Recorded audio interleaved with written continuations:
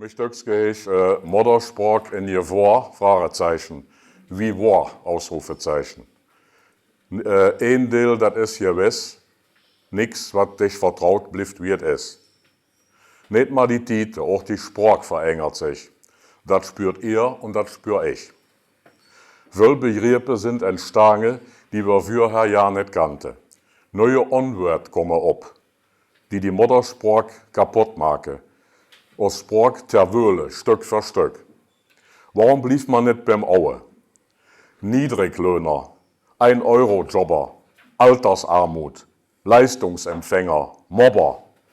Die Wahrheit ist, dass jeder irrt, der glaubt, dass durch Umbenennung irgendwas jetzt auch mal ein bisschen besser wird. Zeitarbeitsvermittler, Leiharbeiter, sprachlich alles im Wandel. Sicher, es hört sich besser an wie Sklavenhandel. Die schöne neue Welt hat Wörter kreiert, wo man sich spricht man so gut, man noch geniert. Man spricht von Lebensabschnittsbegleiter, von Sinnex auf Höre und so weiter und so weiter. Burnout, Mobbing, Doktorhopping und wird kompensiert durch Shopping. Callcenter, Racingagentur, Beratung pur rund um den Chronographen, der meiste noch bekannt als Uhr.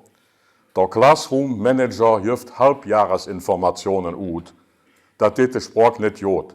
Als die Magisteren noch Zeugnisse verdelen Dinge, die Titel sind vorbei. Broken Home und Patchwork Family, Lifestyle, Pillen, Tranquilizer, Wellness, Holidays ob Wellnessfarmen, da soll die Muttersprach nicht verarmen. Walken, Joggen, Talken, Bachelor und Master, Gottes Will, Sprach im Desaster. Aus Muttersprach mot will erdulde und kann sich kaum dort Dinge wehren. Dat Begriepe ohne hat und ohne Ziel se verletze, indem se versuchen, die schöne Sprach zu zersetzen.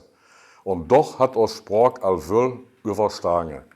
Man braucht ze Hilfe nur mir und mir, um de überleben erwe. Und ich sage euch noch eins, für heute letzte Kehr. Alle Probleme, für die man sich eine Lösung wünscht, werden durch Umbenennung nicht gelöst, mal übertüncht. Drum sagt in den Sprach, für Überleben ist das Ziel, muss mal sprechen erwe, denn bloß so haut er was an Leben. Das war's.